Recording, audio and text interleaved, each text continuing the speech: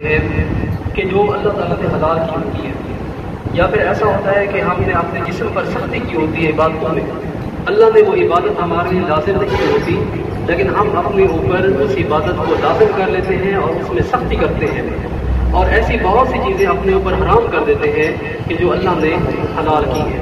یہ دنیا، یہ ساری کی ساری کائنات اللہ نے کس کے لیے بنائی ہے؟ یہ کافروں کے لیے نہیں بنائی۔ اللہ نے یہ ساری کائنات، یہ ساری دنیا، اس کی ساری خوبصورتیاں یہ مومنین کے لیے بنائے ہیں، مسلمانوں کے لیے بنائی ہیں۔ تو اللہ تعالیٰ نے سورۃ مائدہ میں 87 نمبر آیت میں فرمایا کہ لا تحرموا طیبات ما احل اللہ لکم ولا تعتدوا، کہ جو چیزیں تم پر حلال کی گئی ہیں وہ خود بخود اپنے اوپر حرام نہ کرو، بلکہ دنیا کی خوبصورتیاں ہیں، دنیا کی زینت ہے، اس کو دیکھو، اسے استعمال کرو، جو حلال ہے وہ آپ استعمال کرو۔ اور اس صورت میں اللہ تعالیٰ نے ایک قاعدہ بیان کر دیا۔ ہماری حکومتیں، ہم لوگ، ہماری کوشش ہوتی ہے کہ ہم یہود و نصارہ سے تعلق اچھے بنا کر رکھیں، ہمارے یہود و نصارہ کے ساتھ دوستیاں ہوں۔ اللہ تعالیٰ نے اس صورت میں ایک قاعدہ، ایک قانون بیان کر دیا۔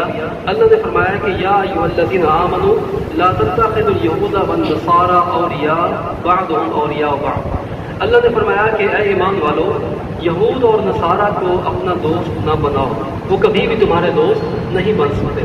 اسی طرح پہلے سپارے میں بھی اللہ تعالیٰ نے سورۃ بقرہ میں فرمایا تھا کہ لن ترضى عنك اليہود ولا النصارى حتى تتبع ملتهم، کہ یہود اور نصارہ تم سے کبھی بھی راضی ہو ہی نہیں سکتے یہاں تک کہ تم دین چھوڑ کر، ایمان چھوڑ کر یہودی بن جاؤ، نصرانی بن جاؤ، تب وہ تم سے راضی ہوں گے، ورنہ اس کے بغیر تم جتنا کوشش کرو انہیں خوش کرنے کی، وہ تم سے کبھی خوش نہیں ہو سکتے۔ تو سورۃ مائدہ کی 114 نمبر آیت ہے۔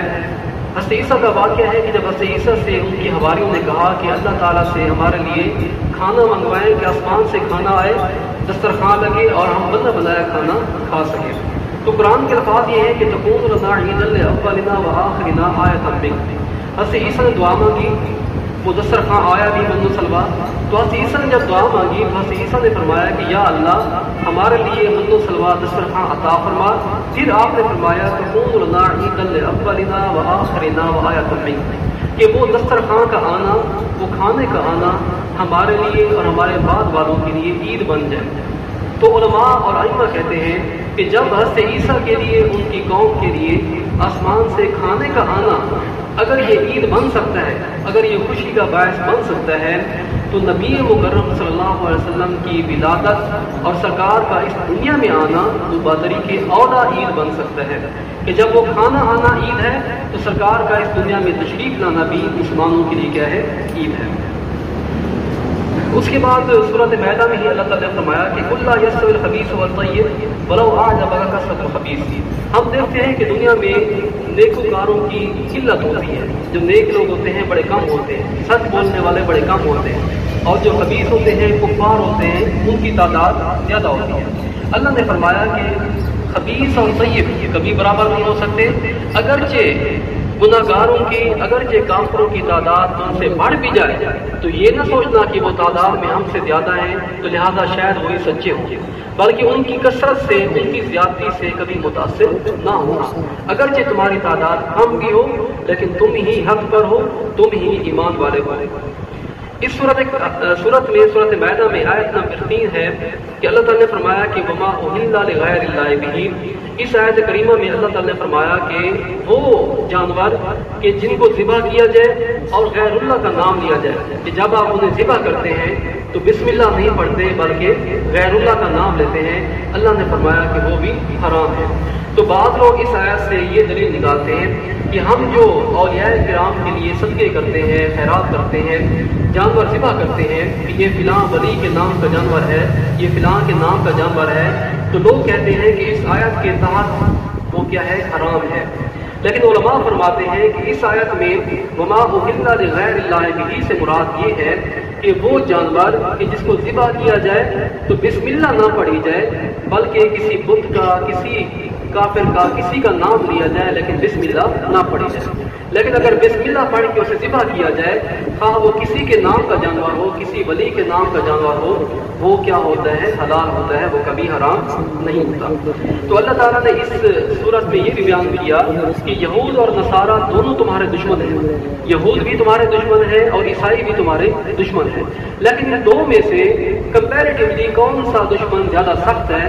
تو اللہ نے فرمایا کہ لَتَجِدَنَّ أَشَدَّ النَّاسِ عَدَاوَةً لِلَّذِينَ آمَنُوا الْيَهُودَ وَالَّذِينَ أَشْرَكُوا۔ اللہ نے فرمایا کہ جو یہودی ہیں وہ عیسائیوں سے بھی زیادہ دشمنی میں سخت ہیں، اور آج آپ دیکھیں کہ ایسا ہی ہوتا ہے کہ عیسائیوں کی طرف سے مسلمانوں پر حملے کم ہوتے ہیں، لیکن یہودیوں کی جو سازشیں ہیں، یہودیوں کے جو حملے ہیں، یہودیوں کی جو پالیسیاں ہیں، وہ باقی سب سے زیادہ سخت ہوتی ہیں۔ تو اس آیت کریمہ اس صورت میں، صورت مائدہ میں ایک بڑا پیارا سا انداز آپ اور دیکھتے ہیں اللہ تعالیٰ کا، کہ اللہ تعالیٰ نے جب باقی نبیوں کے ساتھ معاملات فرمائے تو وہ کیسے تھے، اور اللہ تعالیٰ نے جب اپنے محبوب کے ساتھ معاملہ فرمایا، بات کی، تو وہ کیسا تھا۔ اللہ تعالیٰ نے فرمایا کہ حضرت عیسیٰ کے بارے میں، اب ذرا توجہ سے سنیے گا کہ حضرت عیسیٰ کے بارے میں اللہ نے فرمایا قُلْ فَمَن يَمْلِكُ مِنَ اللَّهِ شَيْئًا إِنْ أَرَادَ أَن يُهْلِكَ الْمَسِيحَ ابن مریم وأمه، اللہ نے فرمایا کہ اگر اللہ تعالیٰ مسیح ابن مریم یعنی کہ عیسیٰ کو بھی ہلاک کر دے اور ان کی والدہ کو بھی ہلاک کر دے اور پوری دنیا کو ہلاک کر دے، اللہ کو کوئی روک سکتا ہے؟ نہیں روک سکتا۔ اللہ کی طاقتوں میں یہ شامل ہے۔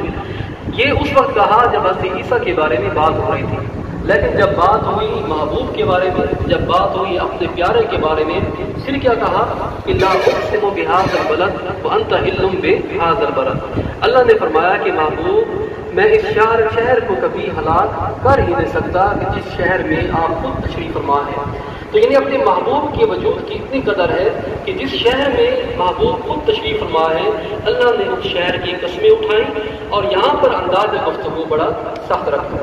اسی طرح آگے سے اس صورت میں آپ یہ بھی دیکھتے ہیں کہ جب باقی انبیاء نے اپنی قوموں کے بارے میں بات کی تو ان کا لہجہ سخت تھا، لیکن جب ہمارے محبوب نے اپنے قوم کے بارے میں بات کی تو ان کا انداز بڑا پیارا اور بڑا محبت والا تھا۔ تو فرماتے ہیں صحابہ کرام کہ جب سرکار کا وصال ہوا، آپ کو قبر انور میں لٹایا گیا تو آپ کے لب ہل رہے تھے۔ جب سنا گیا تو آپ سے یہی آواز آ رہی تھی کہ آپ اپنی امت کو یاد کر رہے تھے، آپ فرما رہے تھے امتی امتی۔ اسی طرح جب آپ دنیا میں تشریف لائے اس وقت بھی یہی تھا کہ آپ کو دیکھا گیا، بچے تھے، آتے ہی آپ نے امت کو یاد کیا۔ اسی طرح جب آپ معراج پر تشریف لے گئے تو آپ نے وہاں جا کر بھی اپنے لیے کچھ نہیں مانگا بلکہ اپنی امت کے لیے مانگا۔ اور باقی انبیاء کا دیکھیں کہ ان تعذبہم فإنہم عبادک، حضرت عیسیٰ فرما رہے ہیں کہ یا اللہ میری امت کو اگر تو عذاب دے تیرے بندے ہیں، لیکن میرے محبوب نے، ہمارے آقا نے اپنی امت کی عذاب کی کبھی بھی آپ نے کہا بھی نہیں اللہ سے، بلکہ ہمیشہ مغفرت طلب کی۔ آپ نے فرمایا کہ قیامت کے دن اگر مجھے تلاش کرنا ہو تو کہاں تلاش کرنا؟ آپ نے فرمایا کہ پل صراط پر آ کر تلاش کرنا، یا مجھے میزان کے پاس آ کر تلاش کرنا کہ پل صراط میرے امت کے اوپر انتہائی سخت ہوگی، تو اگر مجھے تلاش کرنا ہو تو پل صراط پر آنا، میں وہاں اپنی امتوں کو پل صراط کراس کرا رہا ہوگا۔ تو اللہ تعالیٰ سے دعا ہے کہ اللہ تعالیٰ ہمیں قرآن مجید پر عمل کی توفیق عطا فرمائے اور اپنے قرآن کا فہم ہمیں عطا فرمائے۔ وآخر دعوانا الحمد للہ رب العالمین۔